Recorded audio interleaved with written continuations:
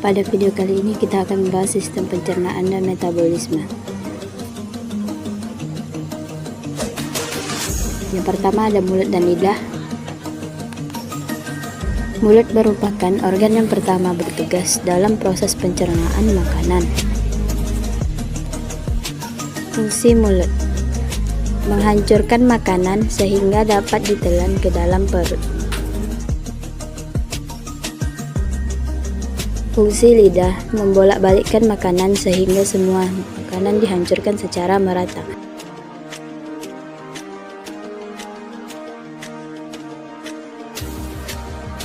Pencernaan di mulut terjadi secara kimiawi karena kelenjar air liur menghasilkan lidah yang mengandung air, lendir, dan enzim ptyalin yang gunanya mengubah amilum menjadi karbohidrat yang lebih sederhana, yaitu maltosa.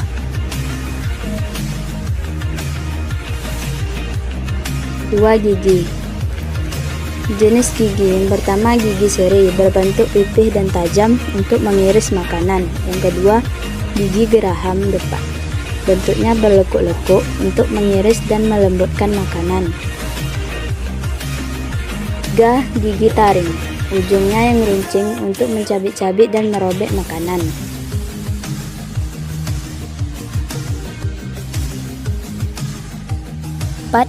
Gigi geraham belakang, bentuknya berlekuk-lekuk untuk melembutkan makanan.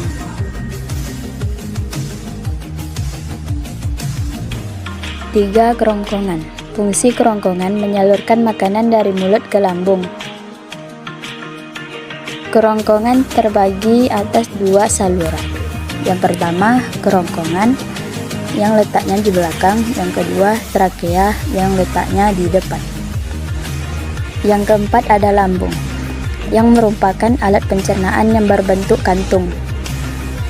Dengan bantuan asam dan enzim, lambung dapat memecah makanan menjadi partikel-partikel kecil. Terdapat 3 enzim pada lambung. Yang pertama, amilase, dibuat di pankreas dan dikirim ke usus kecil. Ia terus memecah molekul pati menjadi gula, yang akhirnya dicerna menjadi glukosa oleh enzim lain.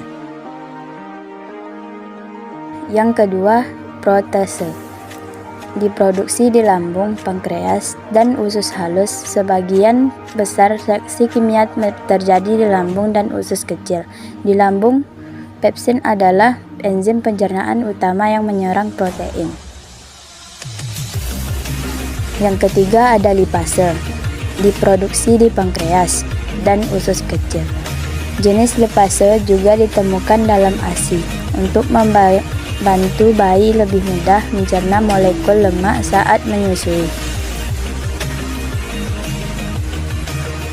Yang kelima ada usus halus. Selain mencerna makanan, fungsi utama usus halus juga menyerap nutrisi dari makanan tersebut seperti lemak, karbohidrat, protein, vitamin, dan mineral. Nutrisi yang diserap kemudian akan dialirkan ke dalam darah.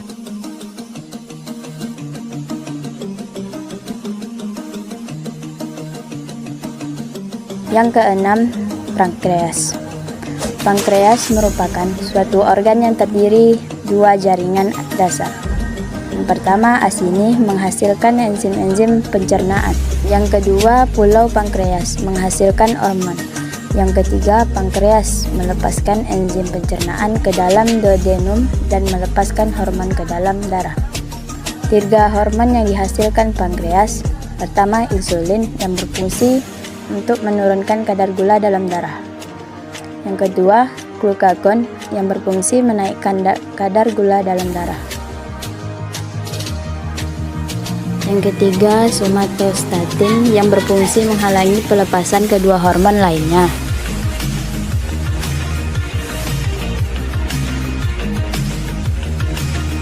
Yang ketujuh, ada kandung dan saluran empedu.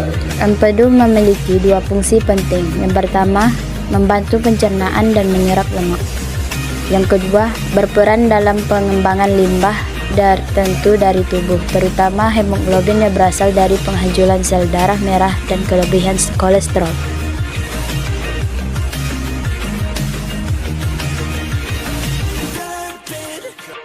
Yang ke-8 ada usus besar.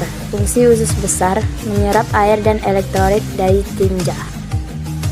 Usus besar terdiri dari yang pertama kolon ascendens, berada di kanan. Yang kedua kolon transversum. Yang ketiga kolon descendens kiri. Yang keempat kolon sigmoid. 9. Rektrum dan anus. Rektrum adalah sebuah ruangan yang berasal dari ujung usus besar setelah kolon sigmoid dan berakhir di anus.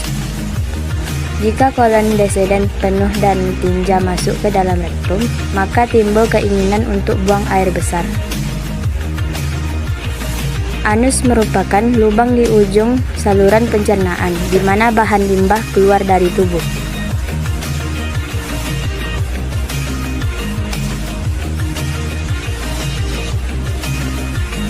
Metabolisme.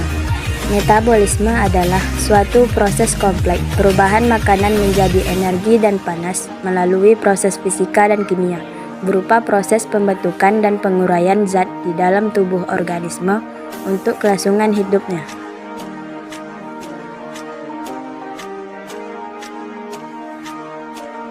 Macam-macam metabolisme. Yang pertama, katabolisme. Fungsinya: yang pertama, penyedia bahan baku, suatu proses sintesis yang dilakukan molekul lain. Yang kedua, sebagai penyedia energi yang akan diperlukan saat aktivitas sel berlangsung. Yang kedua, anabolisme.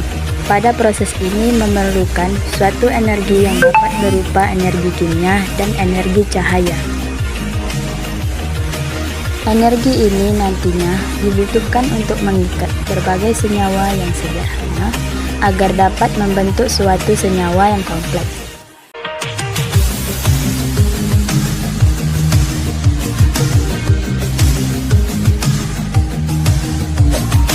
Berakhirnya video ini dibuat. Sekian, terima kasih.